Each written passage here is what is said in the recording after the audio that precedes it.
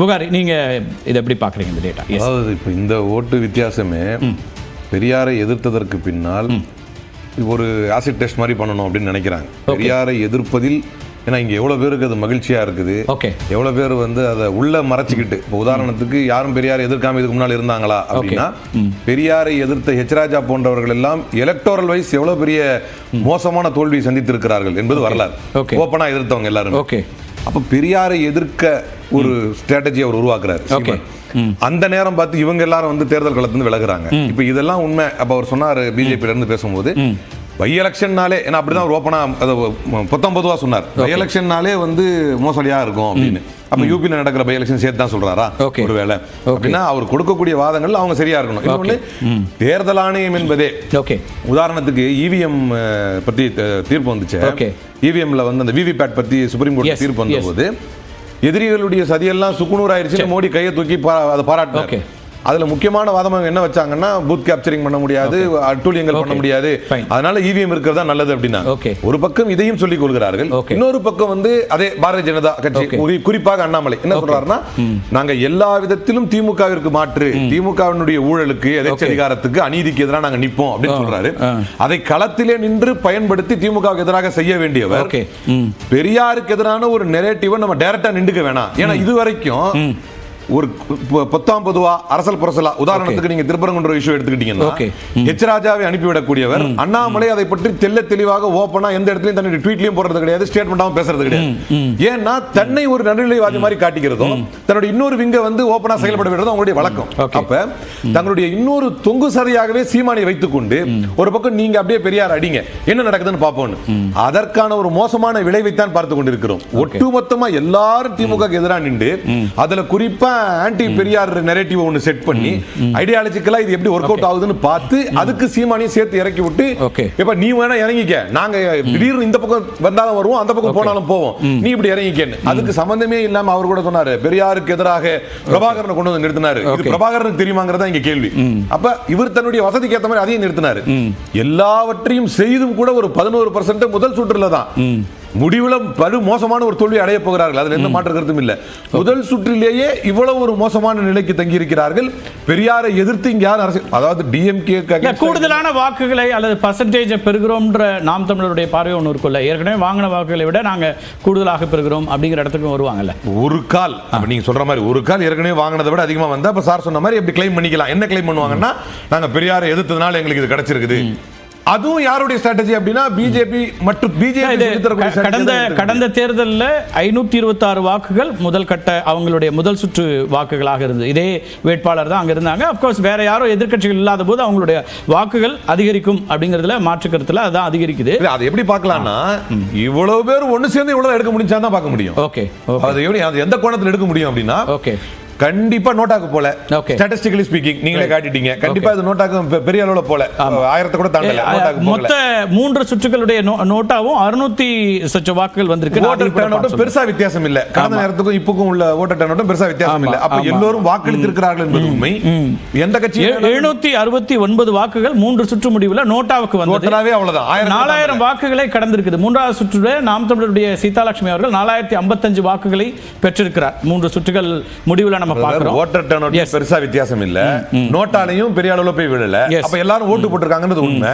அப்ப திமுக ஓட்டு போடுறவங்க திமுக ஓட்டு போட்டுருக்காங்க, ஆன்டி டிஎம்கேக்கு போடணும்னு நினைச்சிருக்கிறவங்க நாம் தமிழருக்கு போட்டுருக்காங்க என்பது தெளிவாகுது. அதுல எந்த மாற்று கருத்தும் இல்ல.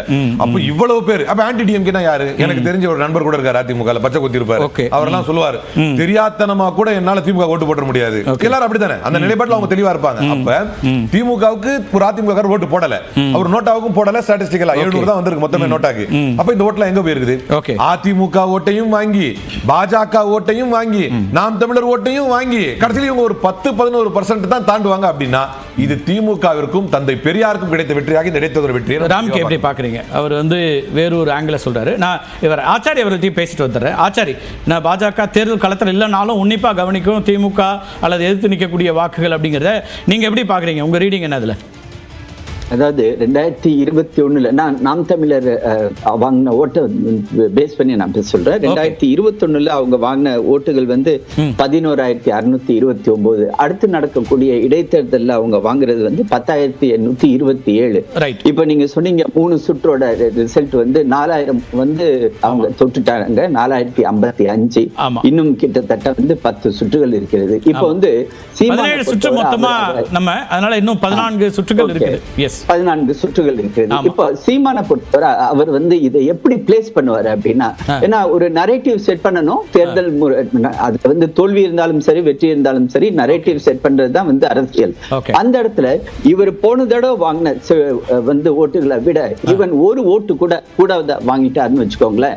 அது அவருக்கு வந்து என்ன சொல்லுவாரு, எங்களுடைய நாங்க கொண்டு போய் சேர்த்த வந்து ஒரு லாஜிக் என்ன இருக்குன்னா, புகாரி சொன்னதுலயே அதிமுக போன முறை களத்தில் இருந்தாங்க, தேமுதிகவும் களத்தில் இருந்தது. உங்கள் கவனத்திற்கு 2023 தேமுதிகவும் போட்டியிட்டது. ஆனா தேமுதிகவை விட கூடுதலான வாக்குகளை நாம் தமிழர் போன முறையே பெற்றிருந்தாங்க. அப்புறம் அதிமுக, இப்ப எதிர்கட்சி வாக்குகள் இருக்குல்ல, அதிமுக வாக்குகள், அப்ப இது எல்லாம் சேர்ந்து வந்தாதானே அது 2 பேர் ஓடி 2வது இடம் வந்துட்டேன்னு சொல்லி எப்படி கிளைம் பண்ண முடியும்னு புகாரி கேட்கிறாரு.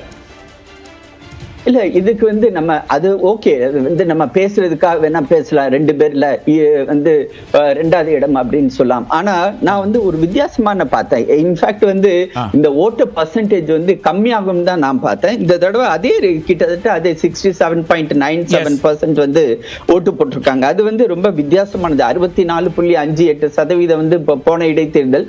ஒருவேளை அவர் திரு EVKS இளங்கோவனே போட்டி போடுறாரு, அதனால வந்து ஈவன் அவருடைய மார்ஜின் கூட 20% வந்து அவரோட வின்னிங் மார்ஜின், அவரோட பையனுக்கு வந்து விட அதிகமாவே அந்த வின்னிங் மார்ஜின். இடைத்தேர்தல் பொது தேர்தலை விட இடைத்தேர்தல கூடுதலா வாய்ப்பு இருக்கும், அப்படி வந்துச்சு. இல்ல ஒருவேளை அவருக்கு, ஏன்னா அவருக்கு இருக்கு, அவர் செல்வாக்கு மிக்க ஒரு தலைவர் இருந்தாரு. அவரோட செல்வாக்கு, அவர் 2வது வந்து மத்திய அமைச்சராக இருந்தவர், தமிழ்நாடு காங்கிரஸ் கமிட்டியோட தலைவராக பல வருடம் இருந்தவர், அதனால கூட போயிருக்கலாம். ஆனா இந்த தடவை இதே கிட்டத்தட்ட அதே பர்சன்டேஜ் ஆஃப் ஓட்டு இருந்திருக்கு அப்படின்னா அந்த மக்கள் வந்து தன்னுடைய ஜனநாயக கடமையை அவங்க வந்து தொடர்ந்து அவங்க ஆற்றிட்டு இருக்காங்க. பட் அது வந்து தேர்தலை கட்சிகள் புறக்கணிச்சிருக்கு, மக்கள் புறக்கணிக்கலன்னு ஆயிடுதுல. அப்படிதான் பார்க்கணும். அப்ப ஏன்னா இல்லாட்டினா இப்ப வந்து டிராஸ்டிக்கலி வந்து இது கம்மியா இருக்கணும். இப்ப திமுகவுடைய ஓட் பேங்க், அவங்களுக்கு யாரு ட்ரெடிஷனல் ஓட்டர்ஸ் அவங்க வந்து போய் ஓட்டு போட்டாங்கன்னா அது வந்து கிட்டத்தட்ட போன தடவை நீங்க பாத்தீங்கன்னா 2023 தேர்தலில் பாத்தீங்கன்னா அவங்களுக்கு வந்து 64%, அதுல கிட்டத்தட்ட வந்து 45ல இருந்து 50% வந்து திமுகவோட ஓட்டா இருக்கலாம், மீதி காங்கிரஸோட ஓட்டா இருக்கலாம். அது அந்த அளவுக்கு மட்டும்தான் போலா இருந்திருக்கணும். ஆக மொத்தம் மக்கள் இந்த முறை 80% வாக்குகள் வந்துருது பாருங்க அவங்களுக்கு போட்டியிட்டதுல, அதாவது வாக்களிச்சதுல. அதான் பார்க்கணும். இப்ப வந்து வாக்களிச்சதுல எத்தனை பேர் வந்திருக்காங்க அப்படின்னு நம்ம இது வந்து ஈஸியா வந்து இதை கடந்து போக முடியாது. ஏன்னா ஒரு சைடு வந்து திமுக, இன்னொரு சைடு யாருமே இல்ல நாம் தமிழர். இது வந்து உண்மையிலே நாம் தமிழர் வந்து களம் இறங்கி அவர் ஒவ்வொரு தேர்தலையும் அவர் பார்த்து தன்னுடைய ஓட்டு வங்கி ஏத்திட்டே இருக்காரு.